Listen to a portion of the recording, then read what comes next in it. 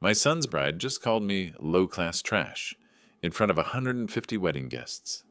Said I should be grateful just to be included in civilized society. All because I'm a recovering addict. What she doesn't know, I've been sober for 12 years.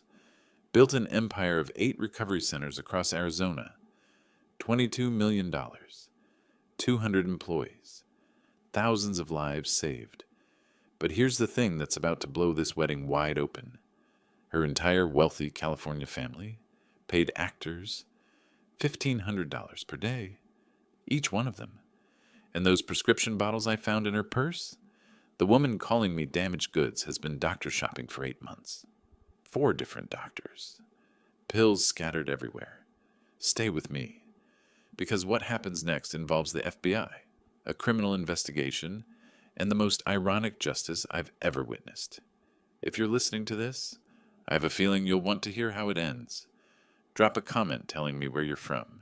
Let me tell you how a recovering addict taught a pill-popping fraud the difference between real class and fake money. 6 months before the wedding. That's when I first met her. I walked into my son Tommy's apartment carrying flowers. Stephanie was on his couch, and when I handed them to her, she literally pulled her hand back, like I might contaminate her. Tommy didn't tell me you were coming. She wouldn't take the bouquet. My son looked embarrassed. Dad, this is Stephanie. Stephanie, this is my father.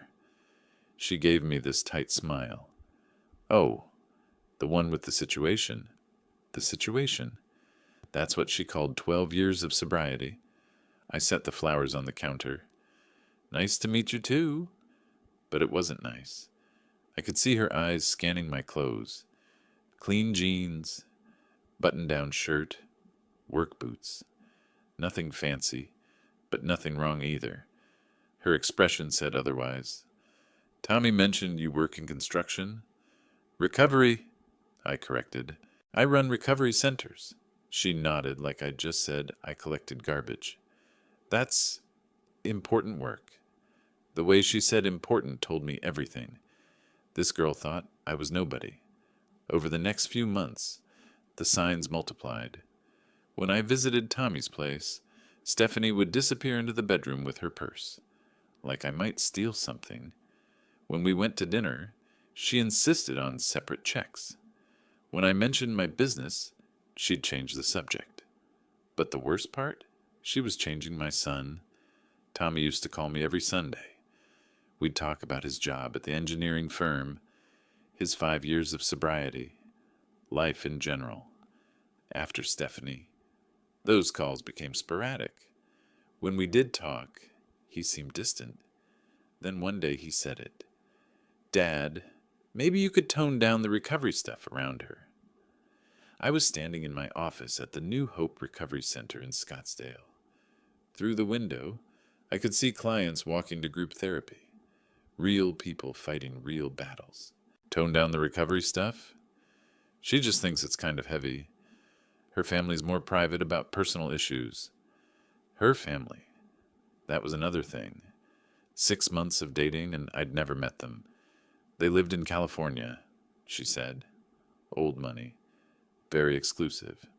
Very busy. What kind of business is her family in? Investments. Real estate. Stephanie doesn't like talking about it. She says it's gauche to discuss money.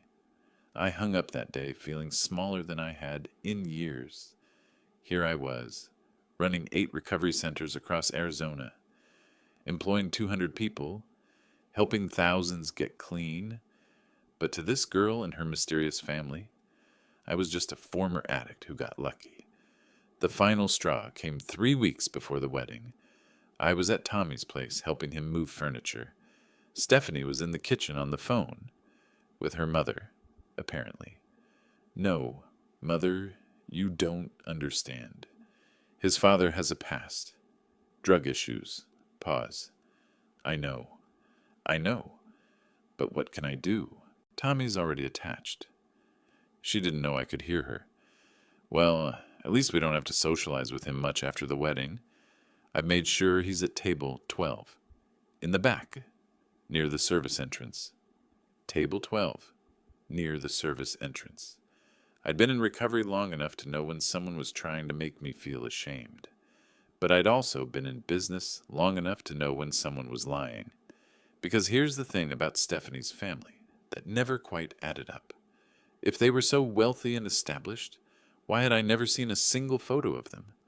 Why did all their social media accounts look so new?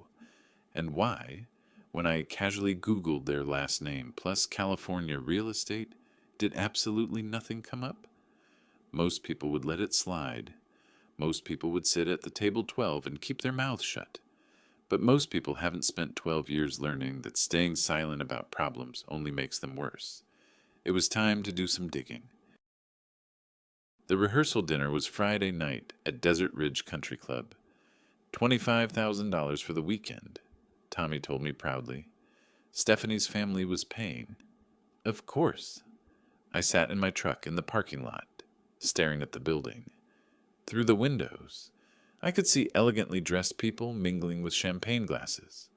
Stephanie's family had flown in that morning. All 6 of them. Mother, father, 2 aunts, an uncle, a cousin. I'd finally get to meet the people who thought I belonged at table 12. But as I sat there, something my sponsor Jerry told me years ago came back. Michael, the worst thing about addiction isn't the drugs. It's letting people make you feel like you deserve less than respect. If I stayed quiet tonight, what message was I sending? To Tommy? That it was okay to let his future wife disrespect his father? To myself? That 12 years of sobriety and building a business meant nothing if the wrong person said so. To every client who walked through my recovery center doors? That shame never really goes away. The stakes weren't just personal anymore. I thought about Marcus, a 24-year-old who'd been clean for 6 months. He told me last week, "Mr. Brown, I'm scared my girlfriend's parents will find out about my past. What if they make her choose?" I told him what I always told clients. Your past is part of your story, not your whole story. Anyone who can't see your worth doesn't deserve your time. Now, here I was, taking my own advice, or failing to. I pulled out my phone and looked at the text I'd received that afternoon from Dr. Sarah Williams, my business partner at the recovery centers. Sarah and I had built this empire together. Her medical expertise, my lived experience. "Michael, you asked me to look into something discreetly. Call me. We need to talk." I'd asked Sarah for a favor 3 weeks ago, right after overhearing Stephanie's phone conversation. Sarah had connections in California from her residency at Stanford. I'd asked her to make some quiet inquiries about Stephanie's family. The fact that she was texting instead of calling meant she'd found something significant. But did I really want to know? Walking into that rehearsal dinner meant facing the consequences of my curiosity. If Sarah had found something damaging about Stephanie's family, I'd have to decide what to do with that information. I could ignore it. Sit at table 12. Let my son marry someone who looked down on me. Pretend the last 12 years of rebuilding my life meant nothing. Or I could use whatever Sarah had found. Risk my relationship with Tommy. Risk looking like the bitter father who couldn't let his son be happy. But there was a third option I hadn't considered until that moment. What if this wasn't about me at all? What if Stephanie was hiding something that could hurt Tommy? What if her contempt for addicts wasn't just snobbery, but projection? I'd seen it before in group therapy. The loudest voices against addiction often came from people fighting their own demons. My phone buzzed. Tommy texting. "Dad, where are you? Dinner starts in 10 minutes. I looked at myself in the rearview mirror. 51 years old, 12 years clean, 8 recovery centers, hundreds of employees, thousands of lives changed. But none of that mattered if I didn't stand up for it. I thought about my late wife, Maria.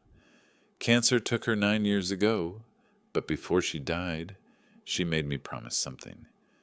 Don't let anyone make you forget how far you've come. If Maria were here, she'd tell me to walk into that rehearsal dinner with my head high. She'd remind me that respect isn't something you ask for. It's something you command by living with dignity.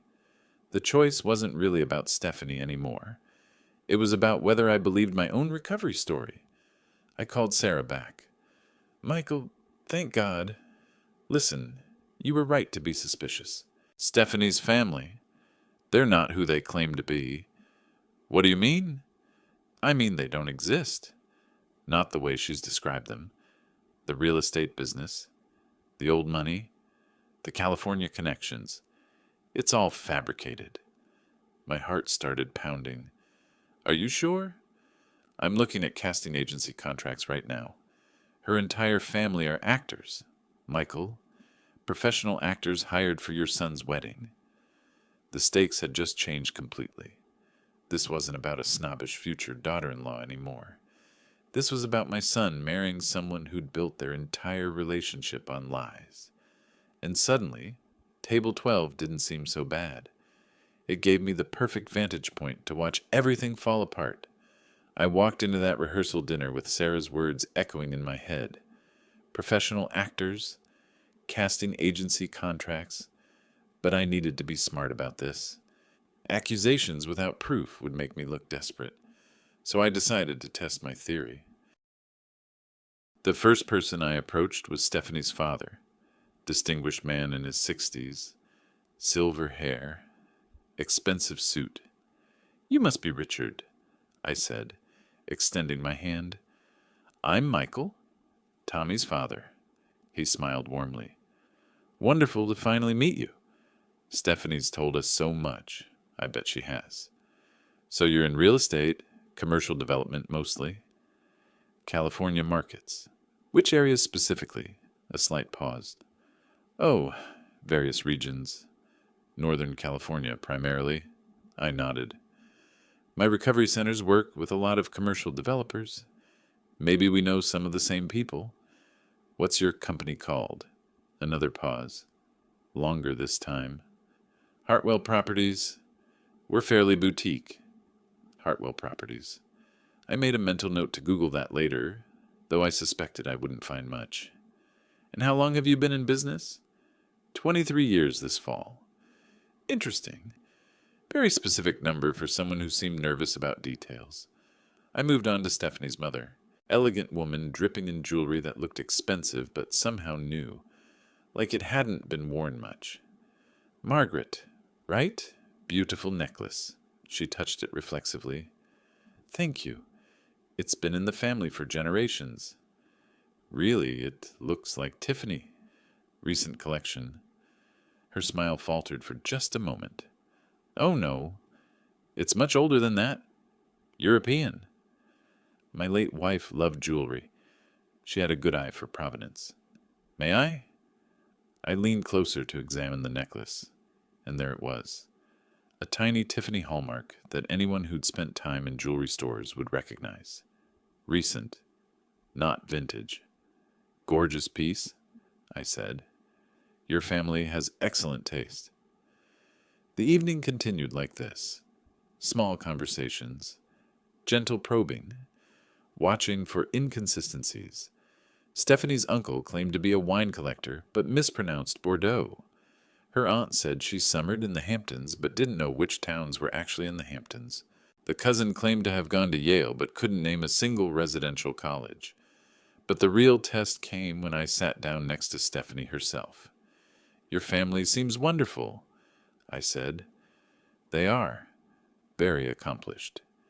Your father mentioned Hartwell Properties. I looked them up on my phone.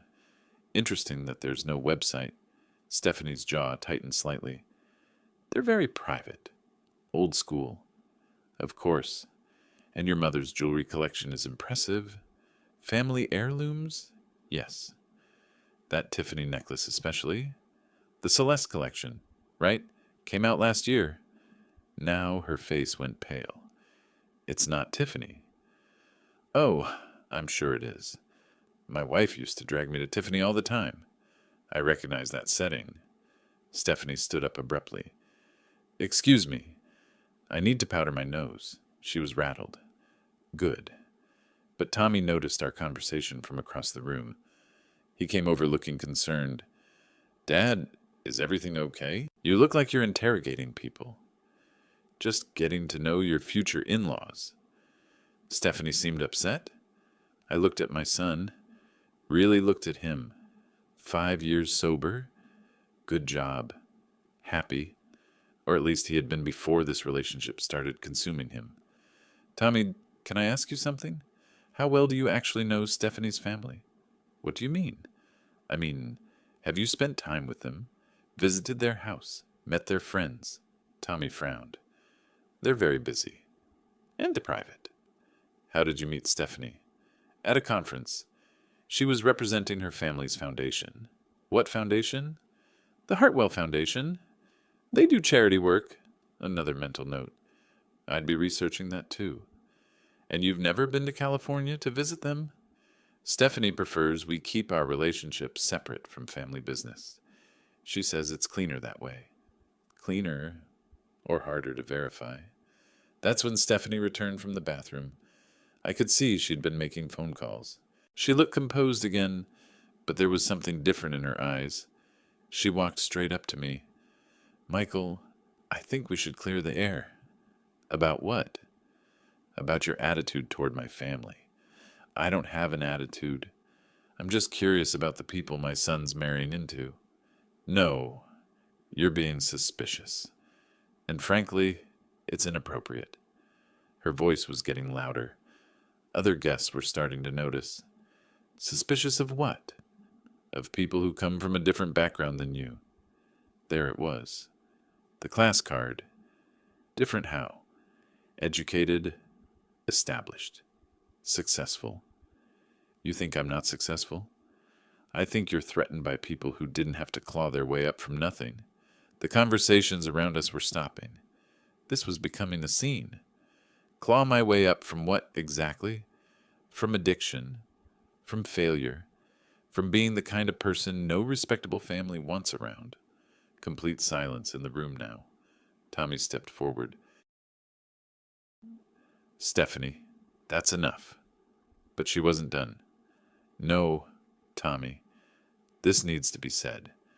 Your father clearly resents that my family has standards, that we don't think his past makes him qualified to judge us. Judge you how? By acting like we're somehow fake or suspicious just because we have class. I stayed calm. 12 years of recovery teaches you that angry responses usually prove the other person's point. I never said you were fake. You implied it with your questions, your skepticism. I asked about your father's business and your mother's jewelry. Normal conversation. Normal for someone looking for problems.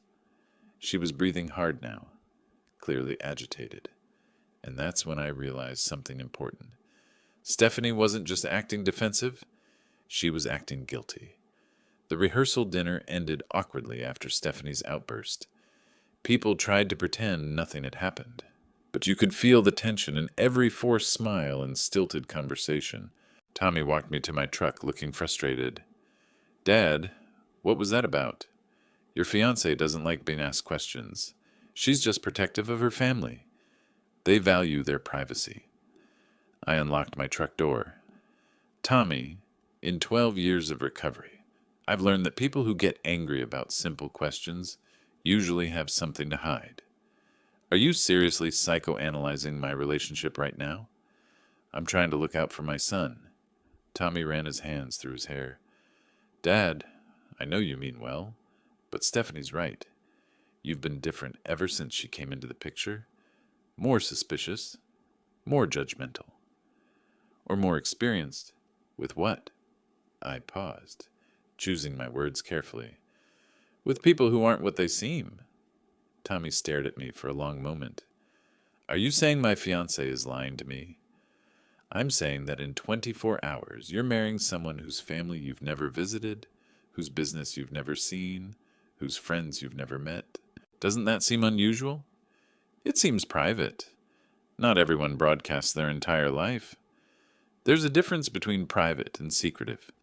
Tommy shook his head. I can't do this tonight. Dad, the wedding's tomorrow. Can we please just get through it without more drama? I hugged my son goodbye, but as I drove home, my phone kept buzzing with text messages. The first was from Dr. Sarah Williams. Michael, I have more information. Can you meet me early tomorrow before the wedding? The second was from Frank Davis, a private investigator I'd worked with before when we had theft issues at one of the recovery centers. Got your message. Very interesting case. Can we talk? The third was from Tommy. Dad, I'm sorry about tonight. I love you. I just want everything to be perfect tomorrow. I sat in my driveway for a while, staring at those messages. Sarah had found something significant enough to want a face-to-face meeting. Frank had discovered something interesting, and my son wanted everything to be perfect for a wedding built on what I increasingly suspected were lies. I thought about calling the whole thing off, just showing up tomorrow, sitting at table 12, keeping my mouth shut. But then I remembered something from my early recovery days. My sponsor Jerry used to say, Michael, the difference between being clean and being in recovery is action. Clean is passive. Recovery is active. It means doing the right thing, even when it's hard. Especially when it's hard. I called Sarah back. Michael, thank God. Listen, I've been digging deeper into the Hartwell family situation. It's worse than I thought. How much worse? The casting agency has emails, detailed instructions about family background, business history, even specific conversation topics to avoid. This isn't just hired actors for a wedding. This is a months-long performance. My stomach dropped. What kind of instructions? Things like, if asked about real estate specifics, redirect to wine or travel, and remember, the father doesn't discuss business details with outsiders. It's like a script. Michael, what else? The payments. Someone's been paying Prestige Acting Solutions $1,500 a day per actor for 3 months of preparation. That's not wedding weekend money. That's relationship money. I felt sick. Tommy had been dating these people thinking they were his future family. Sarah, who's paying them? That's the thing. The payments come from an account registered to S. Morrison Financial Services. But when I looked up S. Morrison, it's a shell company. No physical address. No employees. No legitimate business activity. S. Morrison. Stephanie's last name was Morrison. So Stephanie's paying actors to pretend to be her family. For months?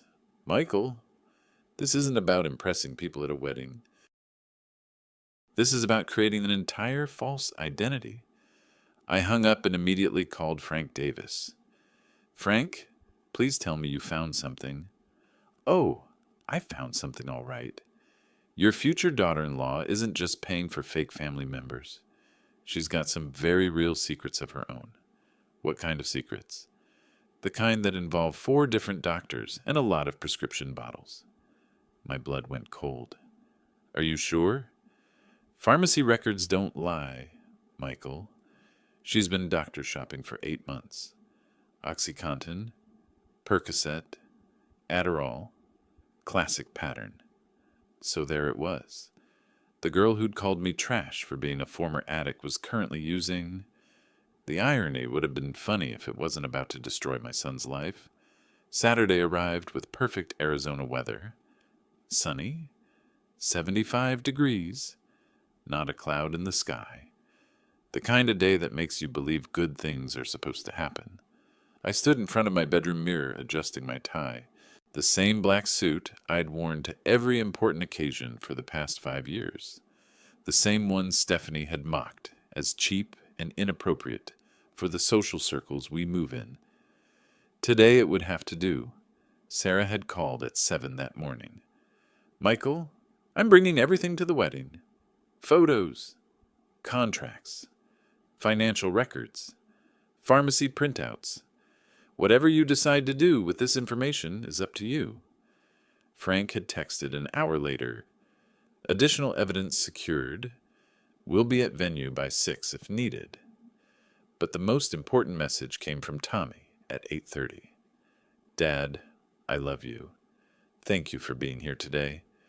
I know Stephanie and you got off on the wrong foot, but I really think you two will learn to appreciate each other. Appreciate each other? If only he knew. The ceremony was at 4 at Desert Ridge Country Club. I arrived early and found my assigned seat. Sure enough, table 12, in the back corner near the service entrance, close enough to the kitchen that I could hear dishes clattering and servers talking. But you know what? Table 12 had an excellent view of the whole room. The other guests began arriving around 3:30. Stephanie's family entered together, dressed impeccably and playing their roles perfectly. Her father greeted other guests with confident handshakes. Her mother air-kissed acquaintances with practiced elegance. They were good actors, I had to admit, but I noticed things other people missed, like how none of them seemed to know any of the other guests personally. They introduced themselves repeatedly to the same people, and when conversations moved beyond surface pleasantries, they had a remarkable ability to redirect topics. The ceremony itself was beautiful. Tommy looked handsome in his tuxedo, genuinely happy as he waited at the altar. Stephanie was stunning in a dress that probably cost more than most people's cars. When the officiant asked if anyone objected to the union, I stayed silent. This wasn't the time or place. Some battles require patience, but the reception, that was different. The reception was where people give toasts, where they speak publicly about the couple, their families, their future together, where lies become harder to maintain. Dinner was served at 7.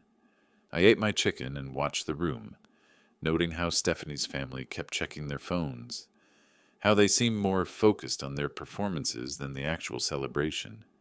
At 8, the toast began.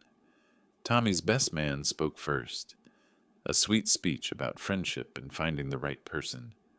Then Stephanie's father stood up. Ladies and gentlemen, when my daughter Stephanie first told us about Tommy, we knew she'd found someone special, the kind of young man any family would be proud to welcome. Polite applause. I wondered how many rehearsals that toast had taken. Our family has always valued integrity, hard work, treating people with respect. We're delighted that Stephanie has found those qualities in Tommy. More applause. The irony was almost painful. But then Stephanie herself stood up for a toast, and everything changed. Thank you all for being here on our special day. Tommy and I are so grateful for your love and support. She paused, looking around the room with a smile that seemed forced. I especially want to thank both our families for their guidance in bringing us together. Marriage is about joining two families, not just two people. Her eyes found me across the room. Of course, not all families are the same. Some have histories they're proud of. Others have complications they'd rather forget. A murmur went through the crowd. This wasn't typical wedding toast material. Tommy's father, for example, has overcome significant challenges in his past. Addiction, specifically. The room went completely quiet. You could hear the air conditioning humming. Now, I want to be clear. We don't judge people for their mistakes. Everyone deserves a second chance, but her tone suggested otherwise. However, there are certain standards that families like ours maintain, certain expectations about the kind of people we associate with socially. Tommy looked mortified. He stood up. Stephanie, maybe we should... No, honey. This needs to be said. Your father has made some inappropriate comments about my family, questioning our background, our business, our legitimacy. She turned to look directly at me. So I want to make something crystal clear to everyone here. My family built their success through 3 generations of hard work, education, and ethical business practices. We didn't have to claw our way up from rock bottom because we never fell to rock bottom in the first place. The silence was deafening. We understand that not everyone has been so fortunate, and we're willing to overlook certain deficiencies for Tommy's sake. But we will not tolerate disrespect from people who should be grateful just to be included in civilized society. My hands were shaking, not from anger, but from the effort it took to stay calm. She wasn't done. So while we welcome Tommy's father into our extended family, we hope he understands that there are boundaries, social boundaries, professional boundaries, personal boundaries that people from our background simply cannot cross. She raised her champagne glass. To new beginnings, high standards, and the importance of knowing your place in the world. Half the room raised their glasses awkwardly. The other half sat in stunned silence.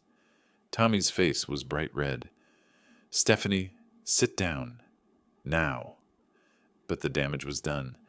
She'd just publicly humiliated me in front of 150 people, using my recovery, the thing I was most proud of, as a weapon. That's when I saw Sarah Williams enter the reception hall through a side door. She caught my eye and nodded slightly. It was time. I stood up slowly. The room turned to look at me. Stephanie was still standing, champagne glass in hand, looking triumphant.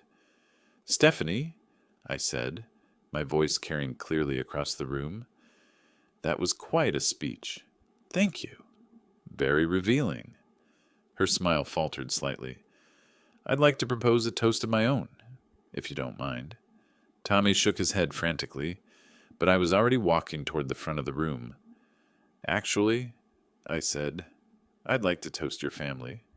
Specifically, your remarkable family business." Stephanie's father shifted uncomfortably in his seat.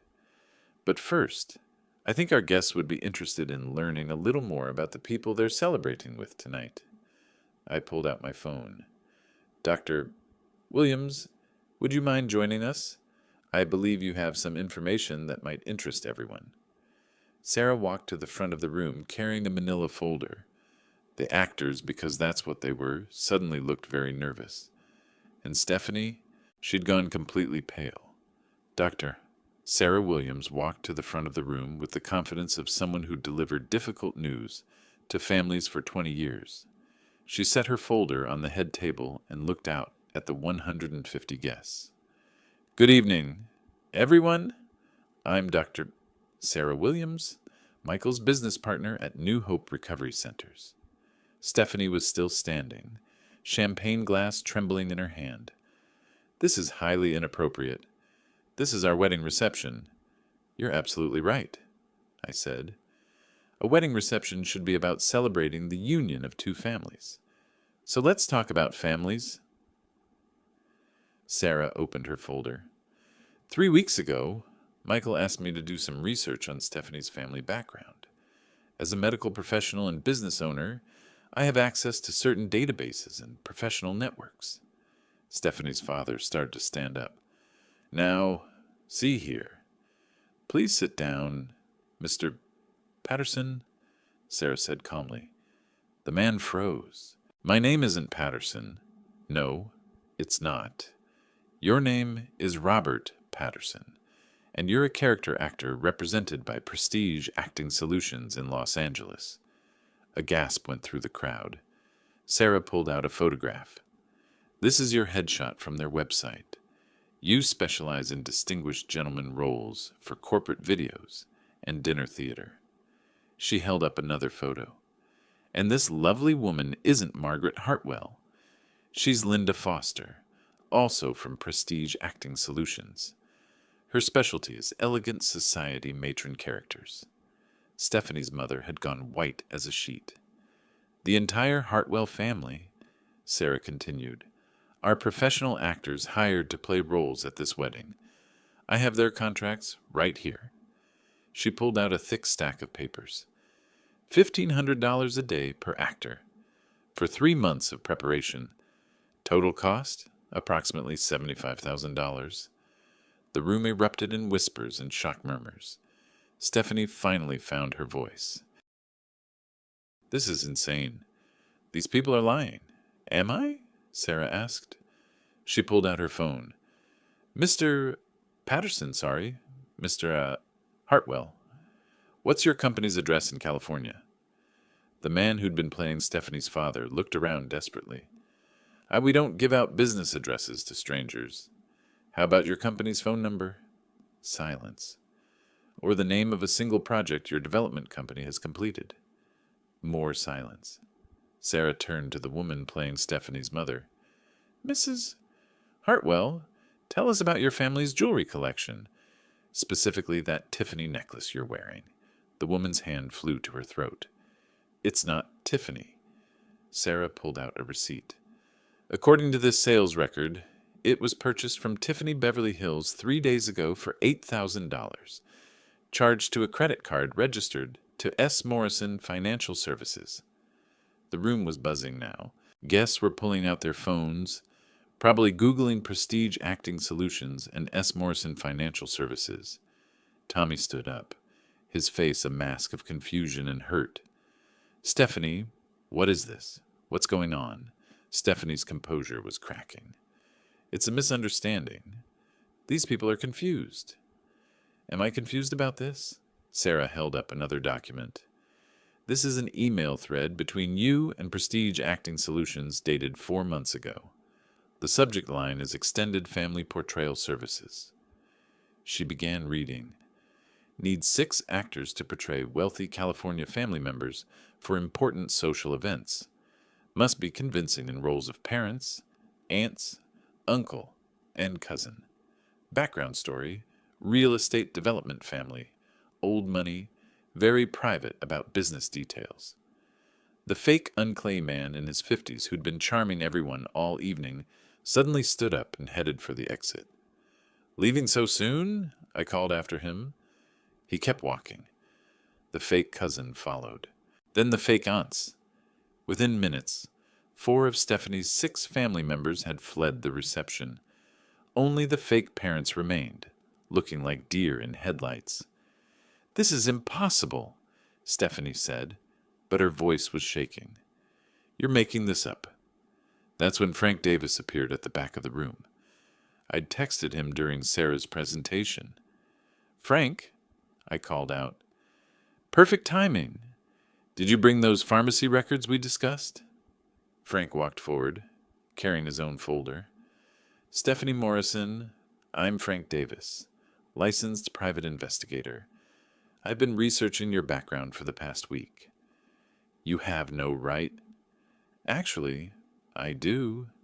Prescription drug databases are part of public health monitoring, and you've been very busy. He opened his folder. 4 different doctors, 7 different pharmacies, 8 months of prescription shopping. Frank began reading from a list. Dr. Martinez at Phoenix Pain Management, 60 OxyContin, prescribed for chronic back pain. Dr. Stevens at Scottsdale Family Medicine, 40 Percocet, prescribed for a dental surgery recovery. Dr. Thompson at... Stop! Stephanie screamed. Just stop, but Frank continued. Dr. Wilson at Mesa Medical Center, 90 Adderall, prescribed for adult ADHD. Interesting thing about that one. You filled it at 3 different pharmacies in the same week. The room was dead silent except for Stephanie's heavy breathing. The total? Frank looked up. 180 pills in the past 2 months alone. That's not medication. That's abuse. Tommy sank into his chair, his head in his hands. So let me understand this, I said, my voice carrying across the silent room. The woman who just gave a speech about families with standards. Who called me damaged goods for being a former addict? Who said I should be grateful just to be included in civilized society? I paused. That woman is currently using prescription drugs illegally while paying actors to pretend to be her family. Stephanie was shaking now, tears streaming down her face. You don't understand. I needed them. The pressure. The planning. If everything had to be perfect. Perfect? I walked closer to her. You built your entire relationship with my son on lies. You've been high for most of the courtship, and you just humiliated me for overcoming the exact same disease you're suffering from right now. It's not the same, she whispered. You're right. It's not the same. I got help. I got clean. I built a life helping other people recover. You hired actors and stole pills? Tommy finally looked up. Stephanie, is this true? All of it? She couldn't speak. She just stood there, tears ruining her makeup, her perfect wedding dress suddenly looking like a costume. The wedding's off, Tommy said quietly. Tommy, please. The wedding is off, he repeated, louder this time. Everyone, I'm sorry, but there's not going to be a marriage today. Stephanie's remaining fake parents, the actors chose that moment to make their exit, practically running for the door. The real guests sat in stunned silence, unsure whether to leave or stay or start taking pictures. The reception hall had become a circus. Guests were whispering frantically, some taking photos, others calling relatives to report the drama. The wedding coordinator was trying to figure out what to do with the cake, the band, the flowers, but I wasn't done yet. Stephanie, I said, my voice cutting through the chaos. Before everyone leaves, I think there's one more thing our guests should know. She looked up at me through tears and smeared mascara. Please, haven't you done enough? Frank, I called to the private investigator. That other information you mentioned, about the prescription fraud investigation? Frank nodded grimly. The Arizona State Board of Pharmacy has been tracking unusual prescription patterns for 8 months. Your name flagged their system 3 weeks ago. Stephanie's face went chalk white. What does that mean? It means, Frank explained, that obtaining controlled substances through deception, using multiple doctors, or filling prescriptions at multiple pharmacies to avoid detection are all felonies under Arizona law. Felonies, Stephanie whispered. Class 4 felonies, specifically. Punishable by up to 3 years in prison. The remaining wedding guests were riveted. This wasn't just family drama anymore. This was a criminal matter unfolding in real time. Dr. Sarah Williams stepped forward. Stephanie, as a medical professional, I'm required to report suspected prescription drug abuse to the appropriate authorities, especially when it involves illegal procurement methods. You can't do this to me, Stephanie said, but her voice was breaking. My career, my reputation. Your career? I interrupted. What career? You mean the fake charity work you claim to do for your family's fake foundation? Sarah pulled out another document. The Hartwell Foundation doesn't exist either. The website was created 6 months ago using stock photos and plagiarized content from legitimate charities. Even your supposed job is fake. Frank added, there's no record of employment anywhere. No tax returns showing legitimate income. The only money in your accounts comes from credit card advances and a personal loan you took out using fraudulent financial statements. Tommy stood up slowly, his face a mixture of heartbreak and anger. So nothing was real? Nothing at all? Stephanie reached for him. Tommy, please. I can explain. Explain what? His voice was getting louder. That you've been lying to me for 8 months? That you're addicted to pills? That you hired actors to pretend to be your family? That you're facing felony charges? I was going to get help, she sobbed. After the wedding, I was going to get clean. Like you were going to tell me about your fake family. I was scared. I thought if you knew the truth. The truth? Tommy was shouting now. The truth is you're exactly what you accused my father of being. Except he got help and built something real. You just built more lies. That's when Stephanie's purse, which had been sitting on the head table, suddenly tipped over. Pills scattered across the white tablecloth. Dozens of them. OxyContin, Percocet, Adderall, exactly as Frank had described. The symbolism was perfect. All her secrets spilling out in front of everyone. Several guests gasped. Someone took a photo. The wedding coordinator looked like she might faint. Jesus Christ! Stephanie! Tommy said, staring at the pills. You brought drugs to our wedding? I needed them. The stress, the anxiety. You needed them because you're an addict, I said quietly, just like I was. But instead of getting help, you decided to attack me for being honest about my disease. Pastor Mark Johnson, who'd been standing quietly near the altar, stepped forward. Stephanie, I think you need help. Real help. Not a wedding. Not more lies. Actual treatment. I don't need treatment, she said, but she was already gathering up the pills with shaking hands. I need everyone to mind their own business. This became everyone's business when you made that toast, I replied. When you publicly humiliated me for being in recovery while secretly using yourself. Dr. Williams approached Stephanie gently. I run an intervention program at Phoenix General. We can get you into treatment tonight if you're willing. I'm not going anywhere, Stephanie snapped, stuffing pills back into her purse. This is my wedding day. No, Tommy said firmly. This was going to be our wedding day. Now it's the day I found out I don't know you at all. He pulled off his wedding ring and set it on the table next to the scattered pills. Tommy, wait. But he was already walking away. And this time, he didn't look back. Frank Davis approached Stephanie with a business card. I've already filed my report with the State Pharmacy Board. You'll probably be hearing from investigators within 48 hours. You need a lawyer. And you need treatment, Dr. Williams added, before this gets worse. Stephanie looked around the room at the 150 guests who'd just witnessed her complete downfall. Some were already leaving. Others were still taking pictures. A few were Googling prescription drug fraud penalties on their phones.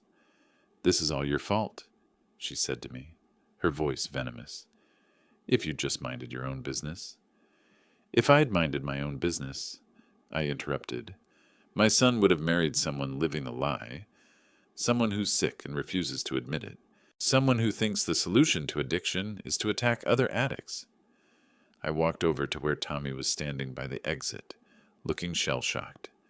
Son, I'm sorry this happened, but I'm not sorry you found out the truth. He looked at me with tears in his eyes. Dad, how did you know? 12 years of recovery teaches you to recognize the signs. The anger, the defensiveness, the projection. She was accusing me of everything she was guilty of herself. Tommy hugged me then, really hugged me, for the first time in months. I'm sorry I didn't believe you. I'm sorry I let her treat you that way. You don't need to apologize for caring about someone, even when they don't deserve it.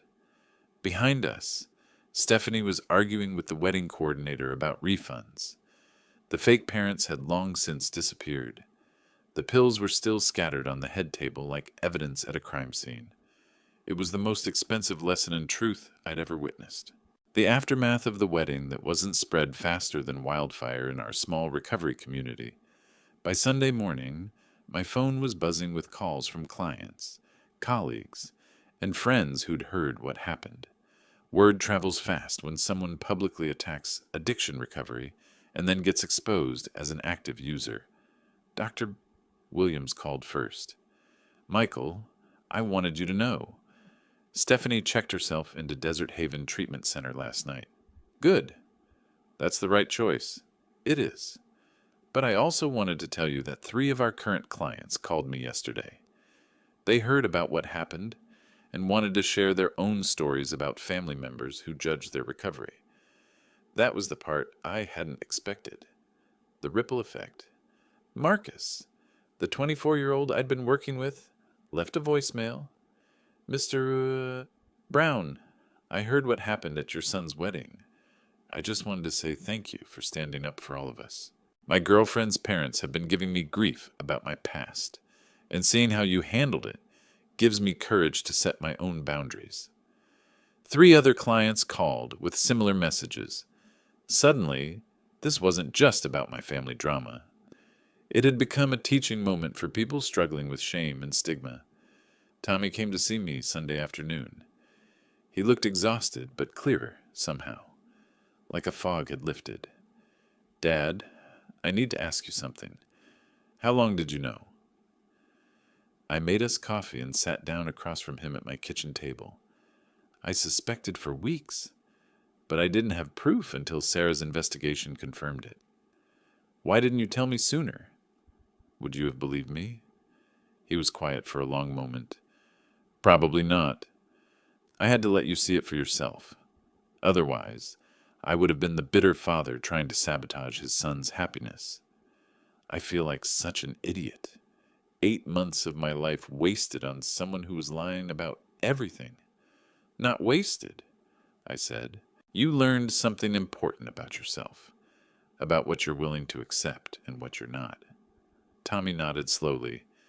She's going to be in treatment for 30 days, minimum. Her lawyer called this morning. Apparently, the pharmacy board investigation is moving forward regardless. Good. Actions have consequences. For all of us. What do you mean? I pulled out my phone and showed him the local news website. The headline read, Recovery Center owner exposes wedding fraud, bride's prescription drug abuse. Someone at the wedding was a journalist, I explained. The story's gone viral on social media. Tommy's eyes widened. Is that bad for business? Actually, no. We've had 12 calls since yesterday from people asking about our programs. Apparently, seeing someone stand up for recovery values resonates with families dealing with addiction. But there were other consequences too. Monday morning, Frank Davis called with an update. Michael, thought you should know. The FBI is looking into S. Morrison Financial Services.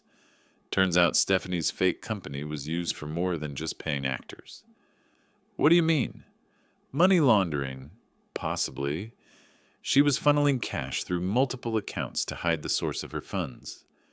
The wedding fraud might be the least of her problems. That afternoon, Dr.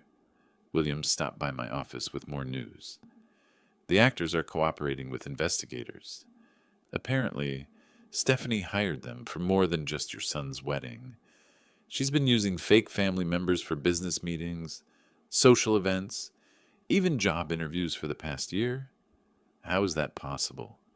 She's been living in a complete fantasy. The deeper we dig, the more elaborate the deception becomes.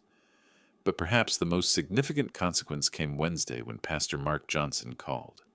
Michael, I've been thinking about what happened at the wedding. Would you be willing to speak at our community addiction forum next month? About what? About standing up to stigma, about not letting shame define your recovery. We have a lot of families dealing with these issues. That's when I realized the real impact of what had happened. It wasn't just about exposing one person's lies. It was about refusing to accept that recovery makes you somehow less worthy of respect. Thursday brought a call from the Arizona Department of Health Services. Mr. Brown, we understand you were instrumental in identifying a case of prescription drug fraud. We'd like to discuss having your recovery centers participate in our new monitoring program. By Friday, 3 other recovery center owners had reached out wanting to know how we'd handled the situation. Apparently, addiction shaming by family members was more common than I'd realized. The most surprising consequence came Saturday morning when Stephanie's real mother called. Mr. Brown, this is Patricia Morrison, Stephanie's actual mother. I live in Ohio. I wanted to apologize for my daughter's behavior and thank you for getting her into treatment. You don't need to thank me. Yes, I do. Stephanie's been lying to us for over a year. We thought she was doing well in Arizona, working for a charity, dating a nice young man. We had no idea about the pills, the fake family, any of it. She paused. We've been trying to get her help for years, but she kept insisting she was fine. Maybe now she'll finally accept that she needs recovery. It turned out the most important consequence wasn't punishment. It was the possibility of healing. 3 months later, I was sitting in my office when Tommy knocked on the door. Dad, got a minute?